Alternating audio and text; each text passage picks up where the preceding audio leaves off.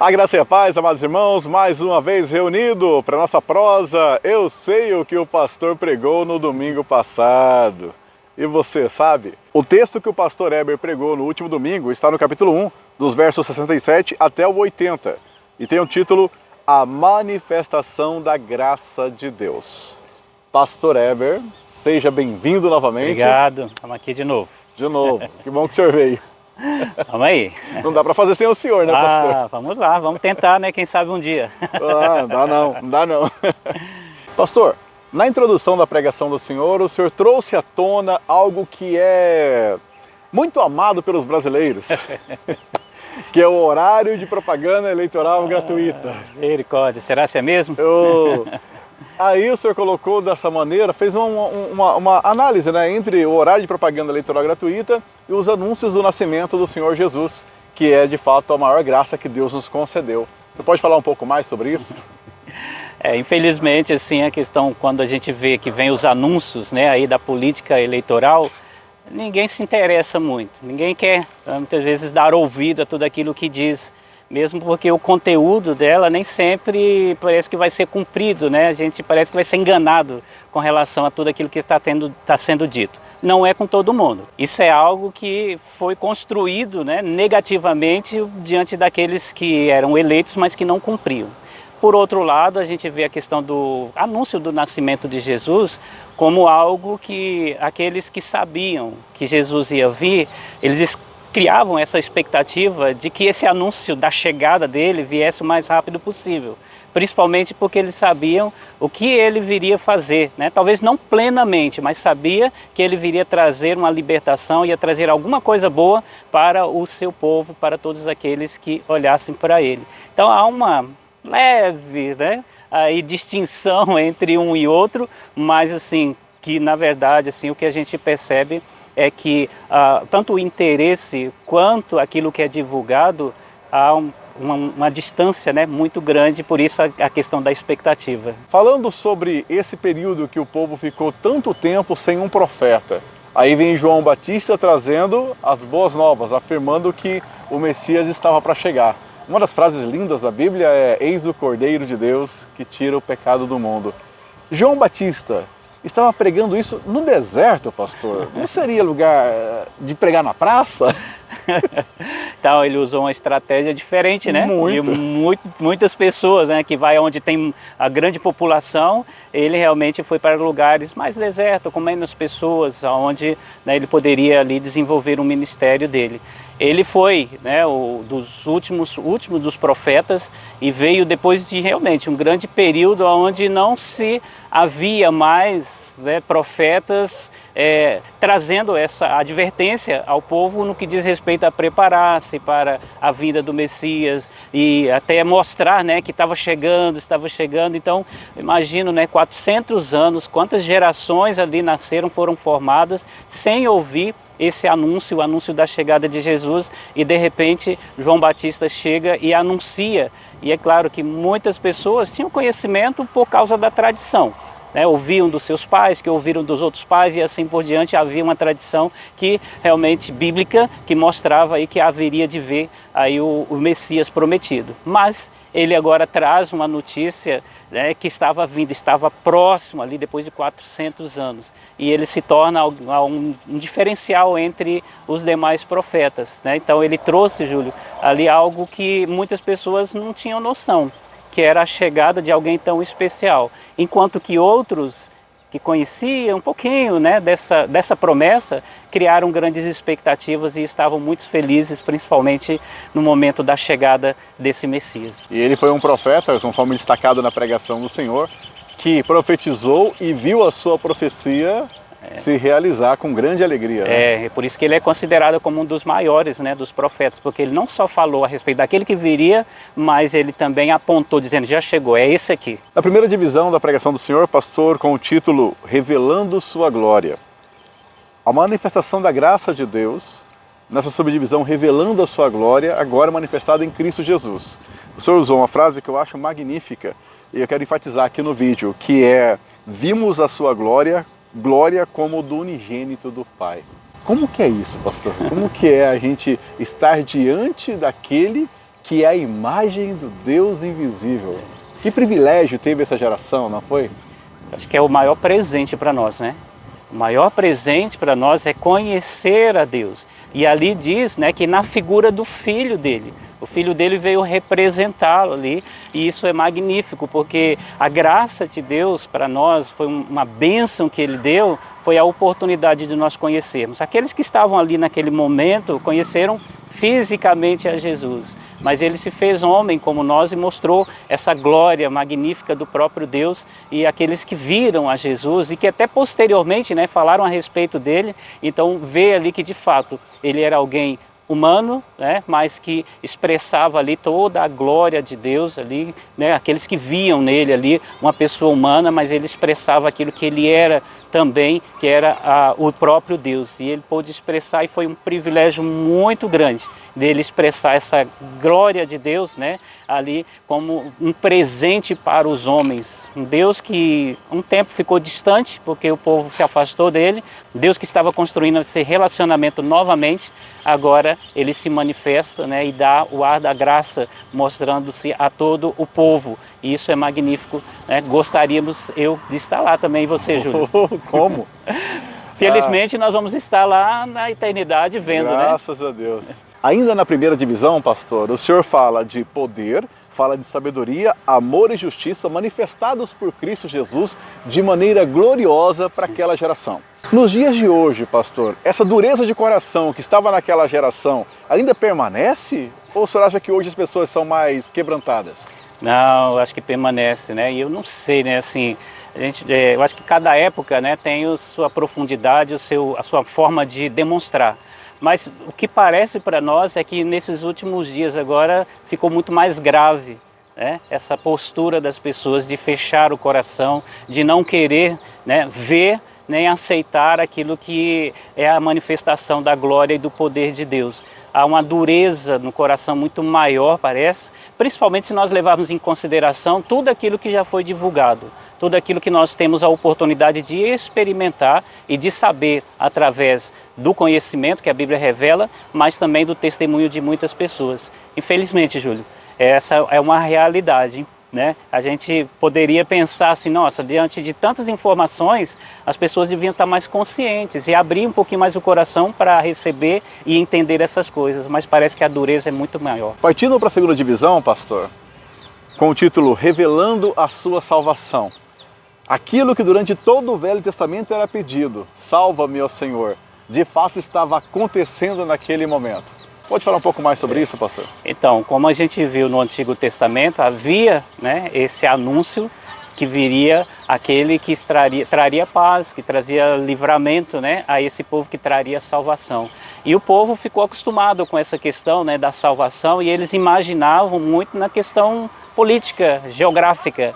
Só que quando Jesus veio, ele manifestou, ele revelou, ele mostrou a profundidade da salvação que Deus queria dar aos homens. Então, a partir de Jesus, essa salvação, ela ficou muito mais clara, né, no coração e na mente das pessoas, porque Jesus, ele alcançou, né, e aí está, né, a grandeza aí da manifestação de Deus, né, porque a graça dele foi manifestada por Jesus mostrar para nós essa amplitude da salvação, que alcança o nosso coração e que nos faz, Júlio, ser pessoas, né, ali já pertencentes ao reino de Deus, e que nada pode nos impedir de desfrutar dessas coisas, né? Ou seja, somos verdadeiramente livres de tudo aquilo que possa impedir nós termos essa comunhão com Deus. Nos dias de hoje, pastor, essa doutrina do novo nascimento, por que ela é tão pouco difundida? Afinal de contas, todo salvo, ele nasceu de novo. Não dá para ser salvo se não nasceu de novo. Por que hoje falamos pouco sobre isso? Assim, infelizmente, em alguns lugares acaba não esclarecendo isso às pessoas, né? Nós temos procurado mostrar ali na Escritura todo o processo. O processo requer de nós, né, olharmos para Cristo e aí reconhecermos quem nós somos, ouvir ali, né, a sua voz, o seu convite, e nos entregar a Ele em arrependimento e fé para que haja perdão dos pecados. Depois disso, existe um caminhar. E esse caminhar em uma nova direção, com uma nova vida. E isso só é possível porque nós nascemos de novo.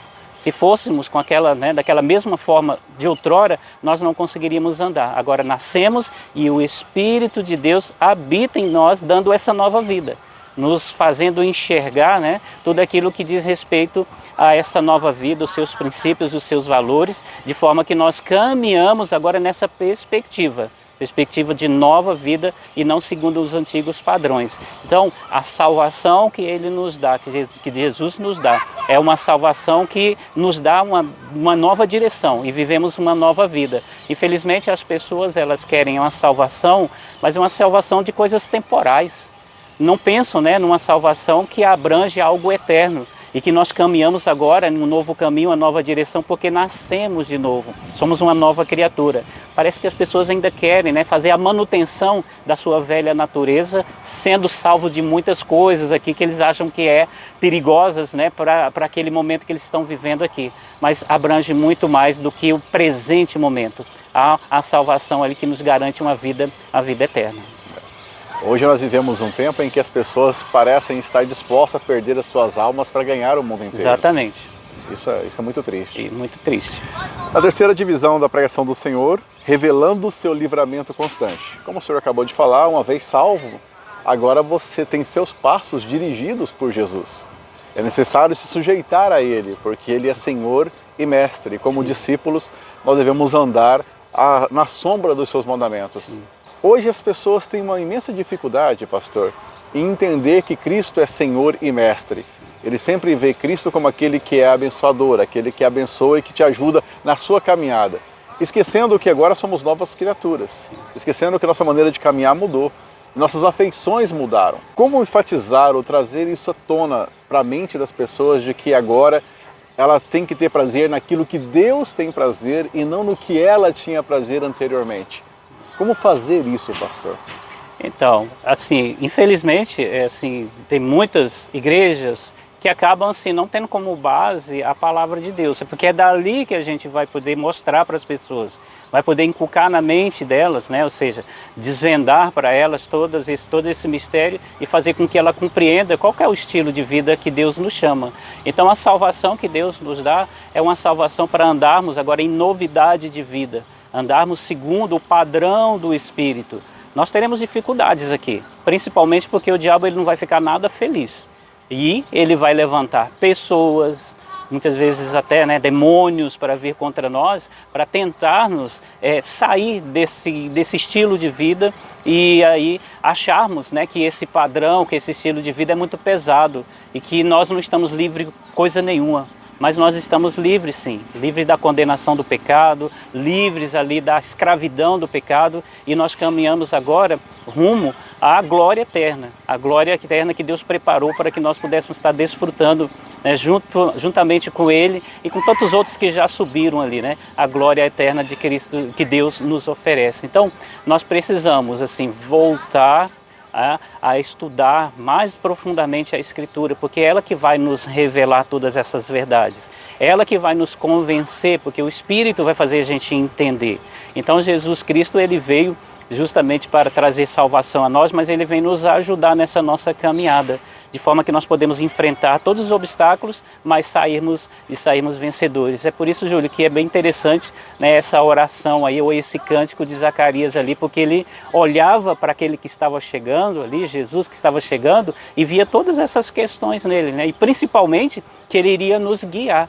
Ele não ia fazer uma coisa, está aqui para vocês, mas não, ele nos conduz dentro dessa salvação, desse caminho que Ele proporcionou para nós, nos dando o verdadeiro livramento, aquilo que nós precisamos para as nossas vidas aí e garantir a verdadeira salvação. Bem, pastor, a pergunta que sempre está presente no final do nosso vídeo é a seguinte: qual a expectativa do Senhor em resposta a nós que ouvimos a pregação ou àqueles que estão assistindo o vídeo?